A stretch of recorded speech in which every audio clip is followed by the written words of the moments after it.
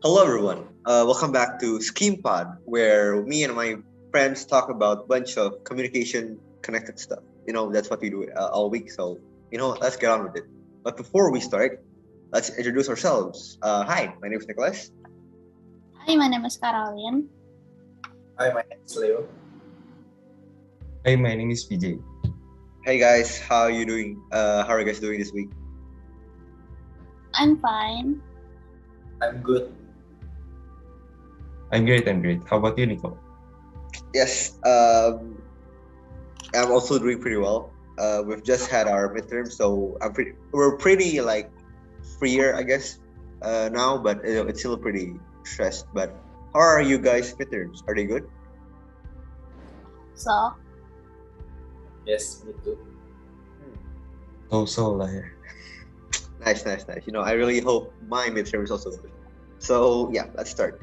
So this week's topic is about intercultural communication. But before we can even talk deeper about what intercultural communication is, we need to know what it exactly is. So I'm gonna start by asking Caroline. Caroline, what do you think is the definition of intercultural communication?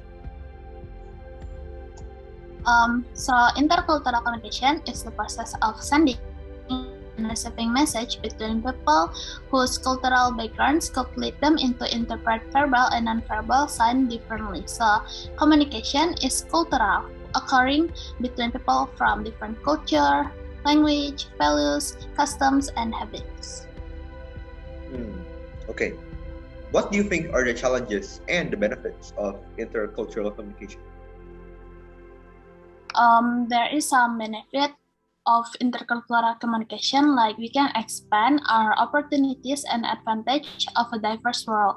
So we can have a broader range of views and idea and have a better understanding of diverse and fragmented issues and broader pools of talents. And talking about intercultural communication, we have some challenge that we have to face because it's not easy to talk to someone from a different background or culture. So people are constantly challenged to coexist peacefully with other people from the diverse cultural backgrounds in terms of connecting with and motivating diverse people, fostering harmony in diverse team, and ensuring that messages are sent, received, and properly encoded. So I think there is some challenge that we have to face according to intercultural communication. Wow, that's a really good and thorough answer. Thank you for that, Caroline. Leo, I'm curious about what you think cultural competence is, and if you do know what cultural competence is, how do you think we can improve cultural competence? Okay, so cultural competence is the ability to understand, appreciate, and interact with people that have different culture. We can improve cultural competence by demonstrating acceptance of difference, demonstrate acceptance of ambiguity, appreciating cultural difference, showing curiosity, seeing opportunities, and also demonstrate a good interaction with new people. So PJ, do you know what are the major dimensions of diversity? Well, for my thought, there are four major dimensions of cultural diversity. One of them is contextual differences, which is divided into two. There is high context culture and low context culture. High context culture looks more like they rely more on non-verbal communication, which low context culture relies more on verbal communication. And the next one is like legal and ethical differences.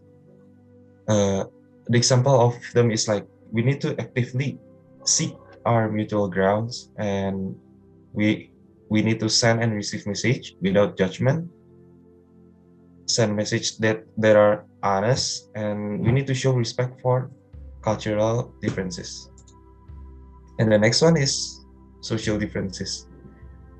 Social norms can vary from culture to culture in the way which I will explain. So just we need to maintain our attitude towards work and success. We need to know our partner's roles and status, and also we need to use proper manners towards them. And the next one is non-verbal differences. When we have an opportunity to interact with people in another culture, study the culture in advance, and observe the way people behave on their area, such as the way that they are greeting, their personal space, their eye contact, posture, and others. Yeah, that's all. Okay, so how can you adapt to many different culture, PJ?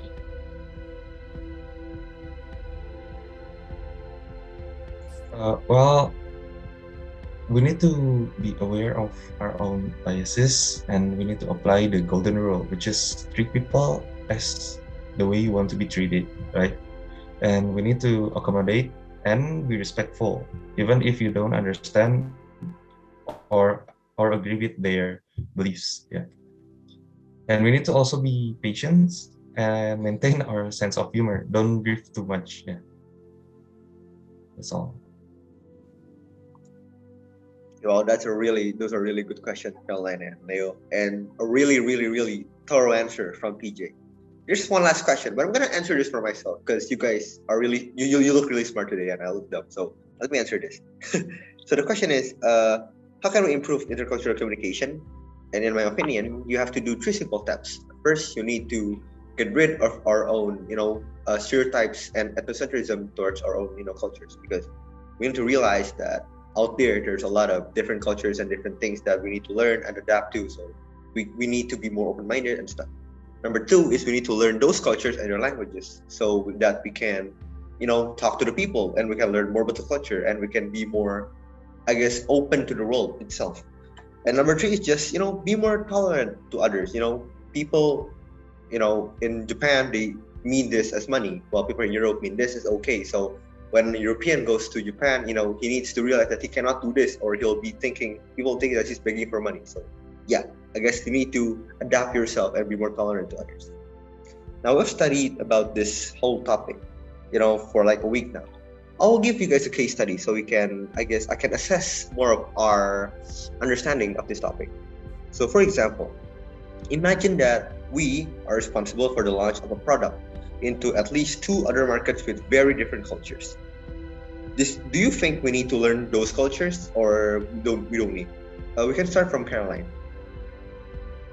I think it is important to understand their culture so we can understand more about our consumer, like what do they like, what do they need, what do they want, and so we can try to fit into the environment and establish a good relationship with the consumer. I agree with Caroline. From the situation, I will study the new culture of the new market because when we want to launch a product, we need to know how to attract the people with our product because different culture have a different interest and need. Well, my thought on this situation is the same as Caroline and Leo. Yeah. Wow, I think the first time where we agreed on one thing on a topic. We've been debating for almost a month, 2 months now, but I'm happy that we can agree on this one because I also agree with the three of you that I believe we need to learn those cultures in order to know who we're, selling this stuff to and who we are actually engaging with.